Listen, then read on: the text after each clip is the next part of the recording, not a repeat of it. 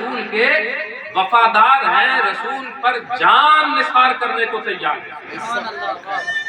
لیکن یہ حدیث پاک سنیے، حضرت عمرو بن تغلب روایت کرتے ہیں کہ ہم آقا صلی اللہ علیہ وسلم کے پاس تشریف فرما تھے، اور جیسا کہ میں نے عرض کیا ایسی کوئی محفل ہوگی، آپ صلی اللہ علیہ وسلم کے پاس کچھ کسی جگہ سے کچھ مال آیا، کچھ سرمایہ، جو سرمایہ آپ صلی اللہ علیہ وسلم کے پاس آیا تو آپ صلی اللہ علیہ وسلم نے ان تمام کو اکٹھا فرمایا، اور اکٹھا فرمانے کے بعد جتنے لوگ آپ کے سامنے بیٹھے تھے ان میں سے ایک ایک کو بلایا، اور بلا کر آپ نے تھوڑا ان لوگوں کو بانٹ دیا۔ لیکن وہاں پر بیٹھنے والوں میں 50 لوگ ہوں گے، تو آپ صلی اللہ علیہ وسلم نے ان میں سے 20 لوگوں کو دیا، 30 لوگوں کو نہیں دیا۔ اسی نہیں پانے والوں میں ایک حضرت عمرو بن تغلب تھے، جن کو آپ صلی اللہ علیہ وسلم سے کچھ نہیں ملا۔ محفل برخاست ہوئی۔ اب ظاہر سی بات ہے محفل میں جو کچھ ہوگا اس کا تذکرہ، اس کا اثر باہر بھی ہوگا۔ حضرت عمرو بن تغلب وہ بتاتے ہیں کہ ہم نے آپ صلی اللہ علیہ وسلم سے امید لگا کے رکھی تھی، آپ صلی اللہ علیہ وسلم سے یہ امید ہم نے لگا کے رکھی تھی کہ جب آقا کے پاس مال آئے گا تو اس مال سے ہمیں بھی عطا فرمائیں گے، لیکن آپ صلی اللہ علیہ وسلم نے مجھے نہیں عطا کیا۔ آپ صلی اللہ علیہ وسلم نے وہ مال عطا نہیں کیا۔ آگے کی روایت سننے سے پہلے میں آپ کو بتا دوں کہ عرب کے لوگ اونٹ کو بڑا قیمتی سمجھتے ہیں، اور اس وقت اور بھی زیادہ قیمتی تھا، اور ان اونٹوں میں ایک سرخ اونٹ ہوا کرتا تھا۔ جیسے آج کے ٹائم پر اگر ہماری حیثیت اچھی ہو گئی، ہم نے کار خریدی، ہم 4-5 لاکھ 10 لاکھ کی کار خریدیں گے، لیکن اگر انہی کار رکھنے والوں میں کسی کے پاس فراری ہو، کسی کے پاس بڑی مہنگی لگزریس کار ہو، تو وہ فراری والا اپنے آپ میں فخر کرے گا کہ میرے پاس تو یہ ہے۔ اہل عرب کے لیے سرخ اونٹ فراری سے بھی زیادہ قیمتی ہوا کرتا تھا۔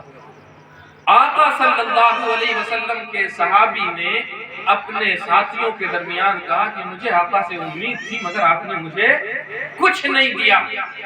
کسی طرح سے یہ بات آقا صلی اللہ علیہ وسلم تک پہنچ گئی کہ عمرو بن تغلب کو شکایت ہو گئی، یا رسول اللہ آپ نے اسے کچھ عطا نہیں کیا۔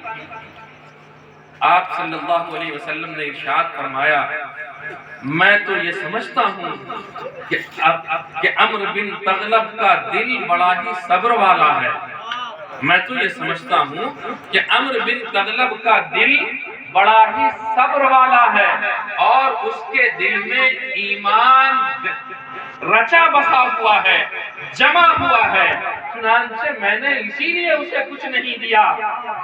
جس صحابی کے سامنے آقا نے یہ جملے ارشاد فرمائے تھے، انہوں نے جا کر یہ بات عمرو بن تغلب کو بتا دی کہ آقا صلی اللہ علیہ وسلم نے تمہارے بارے میں یہ کہا ہے۔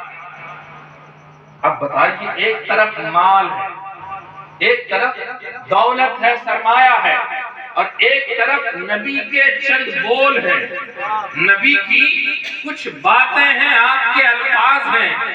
عمرو بن تغلب اگلے روز پھر محفل میں آئے، آپ صلی اللہ علیہ وسلم کی محفل اسی طرح سجی ہوئی ہے، آپ صلی اللہ علیہ وسلم کے صحابہ پروانہ وار بیٹھے ہیں، نبی کریم صلی اللہ علیہ وسلم نے ان لوگوں کے سامنے ابھی کچھ ارشاد نہیں فرمایا ہے۔ عمرو بن تغلب کی طرف دیکھا اور دیکھ کر آپ صلی اللہ علیہ وسلم ارشاد فرماتے ہیں، اے عمرو بن تغلب کیا بات ہے، تمہیں کچھ ناراضگی ہے؟ یا رسول اللہ اب مجھے کوئی ناراضگی نہیں، کیوں؟ میں نے تمہیں مال نہیں دیا، پتا چلا کہ تمہیں کچھ ناراضگی ہو گئی تھی، تم کچھ خفا ہو گئے تھے۔ یا رسول اللہ آپ نے جو جملہ میرے بارے میں ارشاد فرمایا ہے، اگر وہ جملہ آپ نے ارشاد فرمایا ہے تو یقین جانے کہ میرے نزدیک آپ کا وہ جملہ میرے لیے عرب کے سرخ اونٹ سے بھی زیادہ قیمتی ہے۔ اب آپ سوچئے کہ اس حدیث پاک میں ایسا کیا ہے؟ اس حدیث پاک میں یہ ضمانت ہے کہ نبی ضمانت دے دے کسی صحابی کو، اے صحابی صرف میں ہی تمہارا نہیں ہوں، تم بھی میرے ہو۔ جب صحابی کو یہ ضمانت مل جاتی ہے کہ نبی کہتے ہیں کہ اے صحابی تم بھی میرے ہو، تو وہ صحابی اپنے آپ کو سب سے قیمتی سمجھنے لگتا ہے، سب سے قیمتی وہ اپنے آپ کو سمجھنے لگتا ہے۔ ہم امتی ہیں، ہم تو اس بات پر فخر کرتے ہیں کہ نبی ہمارے ہیں، لیکن کیا ہی خوب ہو کہ نبی کہہ دیں کہ یہ امتی ہمارا ہے۔ اگر نبی یہ کہہ دیں کہ یہ امتی ہمارا ہے تو کیا بات ہو جائے۔ ایک روایت اس حوالے سے اور میں عرض کروں آپ کے سامنے کہ جب نبی کسی کے بارے میں کچھ کہہ دیا کرے، نبی کریم صلی اللہ علیہ وسلم کسی صحابی کے متعلق یا کسی بھی فرد کے متعلق کچھ کہہ دیں، ارشاد فرما دیں، وہ اس کے لیے سند بن جایا کرتی ہے اور اسے وہ دنیا کی سب سے قیمتی چیز معلوم ہوتی ہے۔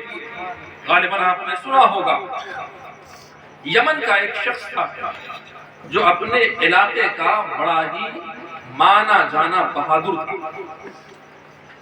اور وہ بہادر شخص یمن کا کسی طرح سے مسلمانوں کے نرغے میں آ گیا اور وہ اریسٹ ہو گیا۔ جب اسے اریسٹ کیا گیا، گرفتار کیا گیا، اس بہادر کو گرفتار کر کے مدینہ لایا گیا۔ مسجد نبوی کے پاس کھجور کے کھمبوں کا ستون تھا، پیلر تھا۔ نبی کریم صلی اللہ علیہ وسلم نے ارشاد فرمایا، اس شخص کا نام جسے گرفتار کر کے لایا گیا تھا، نام تھا ثمامہ بن اسال۔ ثمامہ کو اس کھجور کے کھمبے سے باندھ دو، دشمن ہے اسلام کا، اسے باندھ دیا گیا۔ آپ صلی اللہ علیہ وسلم نے اپنے اس دشمن کو اسی کھجور کے کھمبے سے مسجد نبوی کے سامنے بندھوا دیا۔ جب وہ بندھا ہوا تھا، آپ صلی اللہ علیہ وسلم مسجد نبوی نماز کے لیے تشریف لاتے تو آپ صلی اللہ علیہ وسلم اس سے پوچھتے، ثمامہ کیا حال ہے؟ اب ظاہر سی بات ہے کہ کسی بھی بندی کو، قیدی کو جسے رسے سے باندھ دیا گیا ہو، اس سے یہ پوچھا جائے اسے کیا لگے گا؟ وہ منہ بنا کر پیچھے گھوم جاتا، کچھ جواب نہیں دیتا۔ آپ صلی اللہ علیہ وسلم مسجد نبوی گئے، جاتے ہوئے آپ نے پوچھا ثمامہ کیا حال ہے؟ اس نے منہ اپنا ٹیڑھا کیا، جواب نہیں دیا۔ آپ صلی اللہ علیہ وسلم مسجد چلے گئے، نماز ادا ہوئی، نماز کے بعد واپس تشریف لائے۔ پھر آپ صلی اللہ علیہ وسلم نے پوچھا ثمامہ کیسے ہو؟ پھر اس نے کوئی جواب نہیں دیا۔ ایک نماز کا وقت گزر گیا، دوسری نماز کا وقت آیا، پھر آقا صلی اللہ علیہ وسلم تشریف لائے اور آپ نے آتے وقت پھر پوچھا ثمامہ کیسے ہو؟ کوئی جواب نہیں۔ تیسری جواب پھر لوٹے، آپ نے پوچھا ثمامہ کیا حال ہے، کیسی طبیعت ہے؟ اب اس نے پھر سے یہ جملہ سنا تو کہا اس نے ناگواری کے ساتھ غصے کے انداز میں کہ اس کا حال کیا پوچھتے ہیں جس کے ہاتھ پاؤں میں رسہ بندھا ہو؟ چنانچہ اس نے اتنا سا جواب دیا۔ آقا صلی اللہ علیہ وسلم اس کے جواب پر مسکرائے اور مسکرا کر آگے بڑھ گئے۔ پھر اگلی نماز کا وقت آیا، پھر آپ صلی اللہ علیہ وسلم آئے اور آپ نے پوچھا ثمامہ کیسے ہو؟ یہ آپ صلی اللہ علیہ وسلم نے جب اس سے پوچھا تو آپ صلی اللہ علیہ وسلم کے جواب میں کہتا ہے، آپ کیا مذاق کرتے ہیں؟ رسے سے باندھ رکھا ہے اور پوچھتے ہیں کیسے ہو؟ آپ صلی اللہ علیہ وسلم نے اس کا جواب سنا، آگے بڑھے۔ پھر آپ صلی اللہ علیہ وسلم واپسی میں گویا دن بھر میں 5 سے 5 وقت کی نماز میں آپ نے 10 مرتبہ کس سے پوچھا حال؟ کس سے پوچھا؟ ایک ظالم شخص سے جو دشمن اسلام تھا۔ کریکٹر رسول کو دیکھیں کہ ایک ایسے شخص سے اس کا حال پوچھتے ہیں جس کی دشمنی رسول عام ہے اور جسے اریسٹ کر کے لا کر باندھا گیا ہے، آپ صلی اللہ علیہ وسلم نے ایک دن میں 10 مرتبہ اس سے حال احوال لیا، اس سے طبیعت پوچھی، پہلے جواب نہیں دیتا تھا، پھر جواب دینے لگا۔ ایک دن گزر گیا، دوسرا دن آیا، پھر آقا نے اس کا اسی طرح حال احوال پوچھا، تیسرا دن آیا، آقا نے حال احوال پوچھا۔ شام کا وقت تھا، آپ صلی اللہ علیہ وسلم کے صحابہ آپ کے ساتھ ساتھ تھے، آپ صلی اللہ علیہ وسلم نے اسی طرح ثمامہ بن اسال سے اس کا حال احوال پوچھا اور پوچھ کر مسجد گئے، نماز پڑھا کر واپس تشریف لائے۔ آپ نے اپنے صحابہ سے کہا، اے میرے صحابہ سنو، اس کی رسیاں کھول دو، اس کی رسیاں کھول دو۔ آپ صلی اللہ علیہ وسلم کے صحابہ نے عرض کیا، یا رسول اللہ بڑی مشکل سے یہ بہادر، یمن کا بہادر بڑی مشکل سے اریسٹ کیا گیا ہے، اسے کھول دیا جائے، اسے رہا کر دیا جائے؟ آقا نے فرمایا ہاں جانے دو، اسے چھوڑ دو۔ آپ صلی اللہ علیہ وسلم کے کہنے کے مطابق اس اریسٹ شدہ شخص کو آپ صلی اللہ علیہ وسلم کے حکم کے مطابق کھول دیا گیا، اور کھولنے کے بعد اس صحابہ نے کہا کہ جاؤ، ہمارے نبی نے تمہیں آزاد کر دیا ہے۔ آزاد کیا؟ ثمامہ بن اسال کہتے ہیں جیسے ہی میری رسی کھلی، جیسے ہی میری رسی کھلی، میں بے تحاشا بڑی تیزی سے اس سمت کو بھاگنے لگا جس سمت کو یمن کا راستہ جاتا تھا۔ میں بے تحاشا بھاگنے لگا، میں بھاگتے بھاگتے ایک مقام پر جا کر رک گیا۔ میں نے سوچا کہ میرا جسم اتنا کمزور تو نہیں ہے کہ میں بھاگتے بھاگتے یہاں پر رک جاؤں، میری منزل کافی دور ہے، لیکن ثمامہ کہتے ہیں کہ میرے دل میں عجیب سی بے چینی ہو رہی تھی، عجیب سی کھلبلی مچ رہی تھی کہ میرے پاؤں مجھے یمن کی طرف لے کر جا رہے تھے، لیکن میرا دل مجھے پیچھے کی طرف دھکیل رہا تھا، مجھے پیچھے کر رہا تھا۔ ثمامہ بن اسال کہتے ہیں اسی کشمکش میں تھا میں کہ میں اپنے پاؤں کو آگے بڑھاتا، میرا دل مجھے پیچھے لے کر جاتا، میں اسی کشمکش میں چند لمحہ ٹھہرا رہا، پھر میرے دل کے فیصلے کے مطابق میں نے اپنے قدم کو اسی سمت ڈال دیا جس سمت سے میں آیا تھا۔ کچھ لمحوں کے بعد میں وہیں پہنچ گیا جہاں مجھے اریسٹ کر کے رکھا گیا تھا۔ لوگوں نے پوچھا، اے ثمامہ کیا بات ہے؟ جب اب تو تجھے آزاد کر دیا گیا ہے، اب تو تو اپنی منزل کی طرف چلا جا، اپنے گھر کی طرف چلا جا۔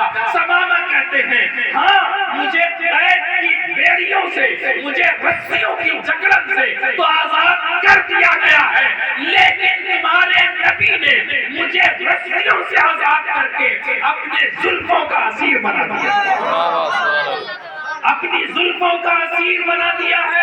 اور آپ صلی اللہ علیہ وسلم کے صحابہ پوچھتے ہیں، اے ثمامہ نبی نے کیا کیا ہے؟ نبی نے تمہیں کلمہ نہیں پڑھایا ہے، نبی نے تمہیں تعلیم اسلام نہیں دی ہے، نبی نے تمہیں دین کی باتیں نہیں سکھلائی ہیں، نبی نے کوئی ایسا کام نہیں کیا کہ تم نبی کے عشق میں گرفتار ہو جاؤ۔ کہا کہ نہیں، میرا دل جانتا ہے کہ جب میں یہاں لایا گیا تھا تو دنیا کی سب سے ناپسندیدہ شخصیت کے بارے میں مجھ سے کوئی پوچھے کہ ثمامہ بتاؤ کہ تمہیں سب سے زیادہ ناپسندیدہ کون ہے جسے تم کہہ سکو کہ میرے لیے دنیا میں سب سے زیادہ ڈس لائک پرسن ہے، کوئی ہے تو بتاؤ۔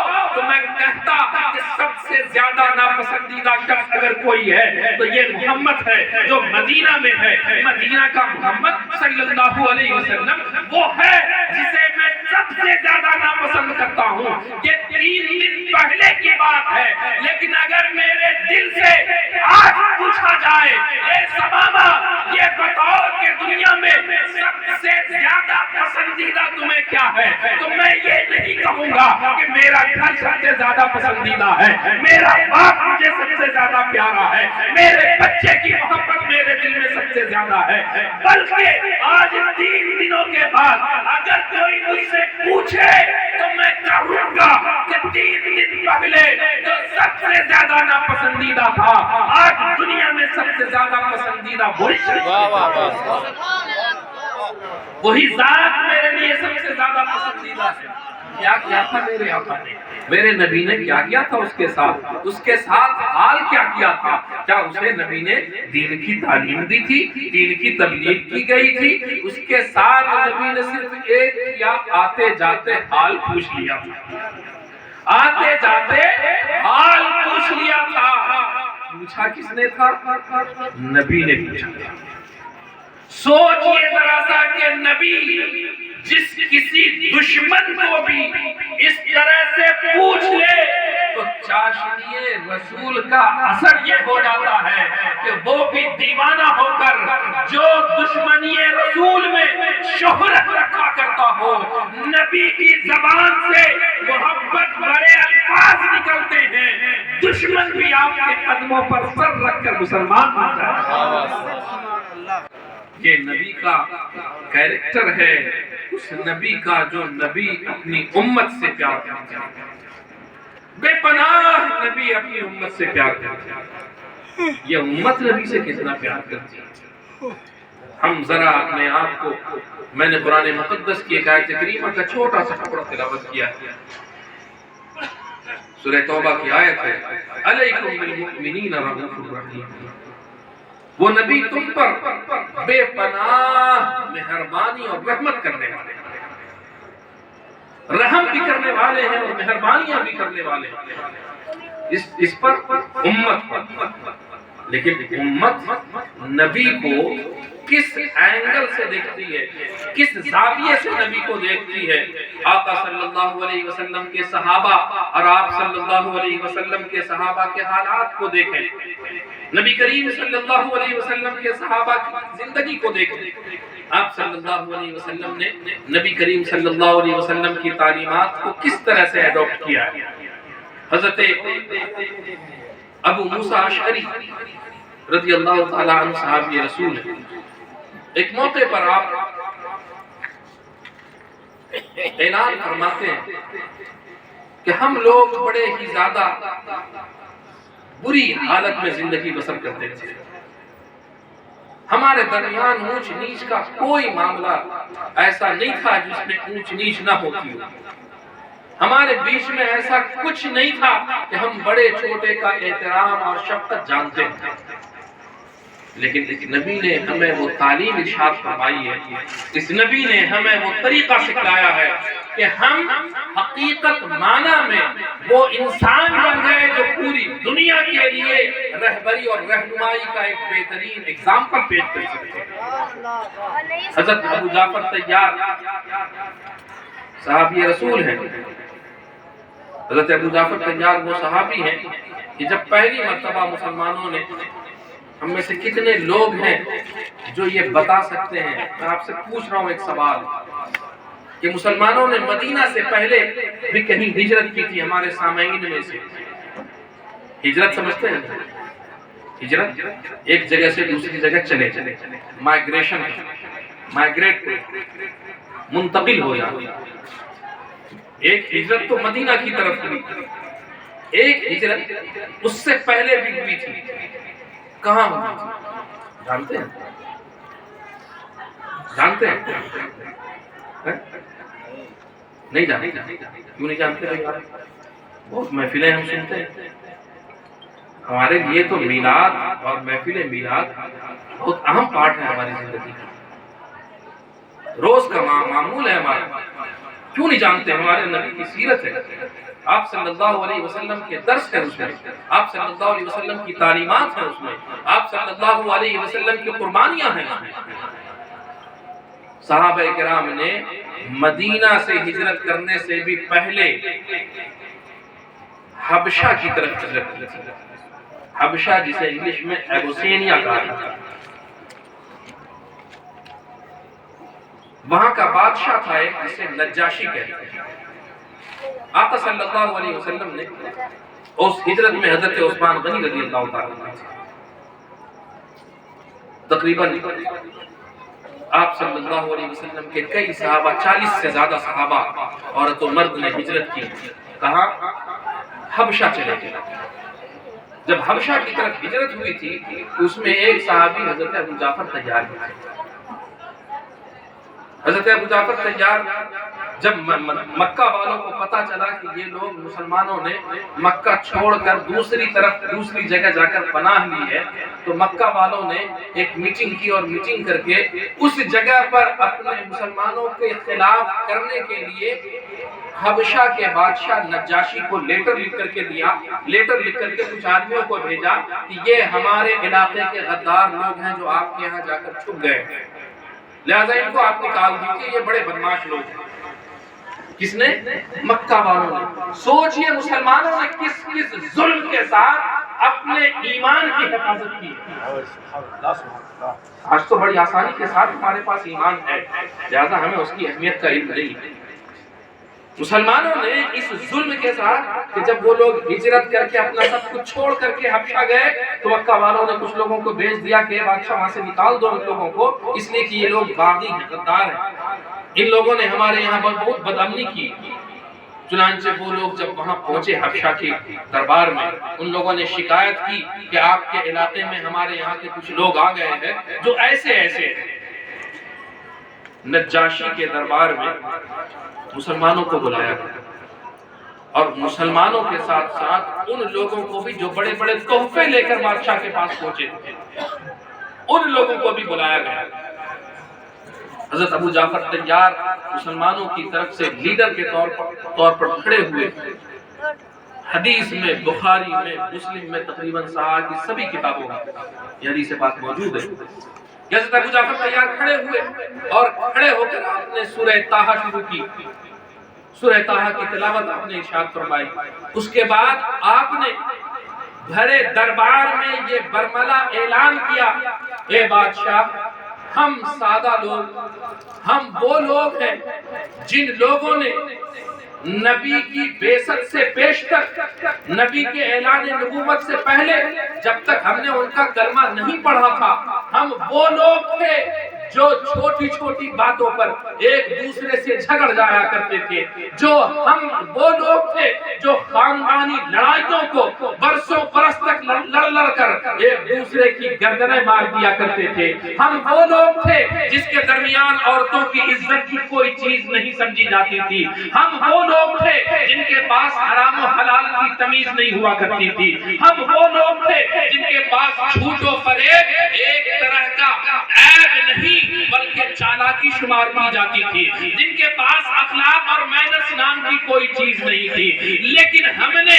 جب سے اس نبی رحمت کا کلمہ پڑھا ہے، ہم واقعتاً انسانیت کی پہچان بھی جان گئے ہیں، ایک دوسرے کے رائٹس اور حقوق کو بھی جان لیا ہے، ہم نے بڑوں کی عزت بھی سمجھ لی ہے، ہم نے احترام اور شفقت کو بھی جان لیا ہے، ہم نے یہ بھی سمجھ لیا ہے کہ اللہ کی عبادت ایک بندہ کس طرح سے کیا کرے، ہم نے تکبر سے اپنے آپ کو نکال کر، ہم نے مکر و فریب سے اپنے آپ کو نکال کر، ہم نے بددیانتی سے اپنے آپ کو الگ کر کے ایک سچا اور مخلص مسلمان بن کر کے لوگوں کو دین کی تعلیم دینی شروع کی، اور یہی بات ہمیں پہلے نہیں معلوم تھی، یہ بات اگر ہمیں بتائی ہے تو آمنہ کے لال نے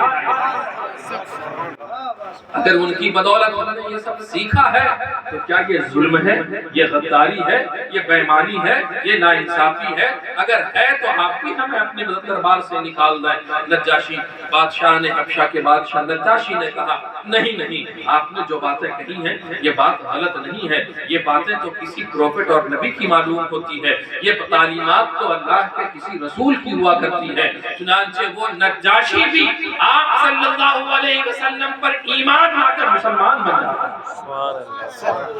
آپ صلی اللہ علیہ وسلم کا کریکٹر صرف کتابوں کے لیے نہیں ہے، آپ صلی اللہ علیہ وسلم کا کردار صرف احادیث میں روایت کرنے کے لیے نہیں ہے، نبی کریم صلی اللہ علیہ وسلم کا کریکٹر اور کردار مسلمانوں کے اپنانے کے لیے، مسلمانوں کے عمل کے لیے، مومنوں کے، ہم کیا بہت سے ایسے لوگ ہیں جو ایمان نہیں رکھتے لیکن کہتے ہیں کہ محمد ہمارے، کہتے ہیں، سنا ہوگا، ہم بھی کہتے ہیں محمد ہمارے، لیکن فرق کیا رہ جاتا ہے؟ اگر وہ بھی کہیں کہ محمد ہمارے ہیں، ان کے پاس بھی کیریکٹر نہ ہو، اور ہم بھی کہیں کہ محمد ہمارے ہیں اور کیریکٹر ہمارے پاس بھی نہ ہو، تو فرق کیا رہ جاتا ہے؟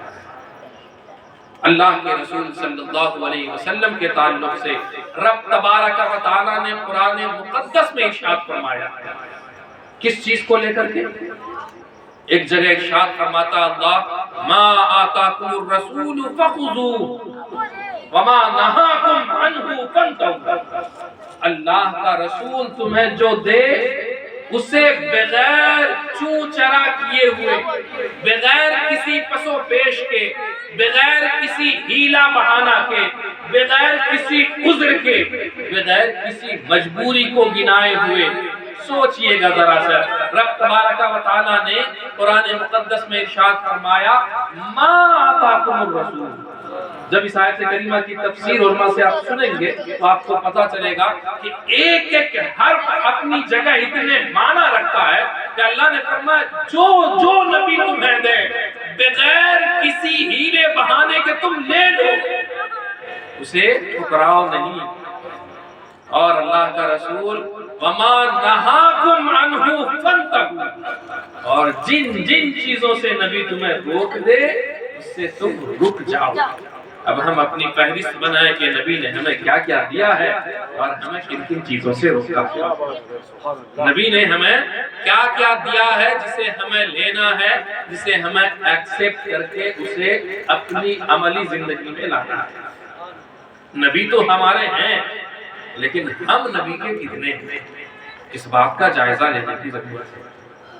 یقیناً نبی کریم صلی اللہ علیہ وسلم کی تعریف و توصیف، نبی ہماری تعریف و توصیف کے محتاج نہیں ہے۔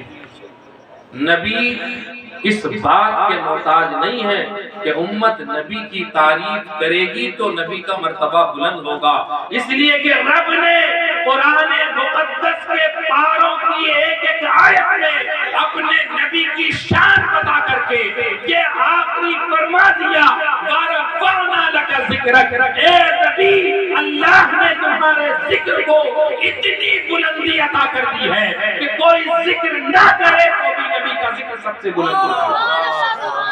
لہذا نبی ہماری تعریف و توصیف کے محتاج نہیں ہے، لیکن نبی کی تعلیمات پر عمل پیرا ہونے کے ہم محتاج ہیں۔ ہمیں اس چیز کی ضرورت ہے، نبی کے کیریکٹر کو اپنانے کی ضرورت ہے۔ وقت بڑی تیزی سے گزر رہا ہے اور ہم اور آپ کو اچھی طرح سے جانتے ہیں کہ بہت زیادہ گفتگو میں نے جو خلاصہ آپ کے سامنے عرض کرنا تھا میں نے عرض کر دیا ہے۔ بس اسی امید اور دعا کے ساتھ میں اپنی گفتگو کو سمیٹوں گا کہ ہم اپنے آپ کا جائزہ لیں، محاسبہ کریں، اپنے آپ کو جانچیں اور پرکھیں کہ نبی کے ہم کتنے ہیں اور نبی ہمیں کتنا اپنا سمجھتے ہیں۔ ہمیں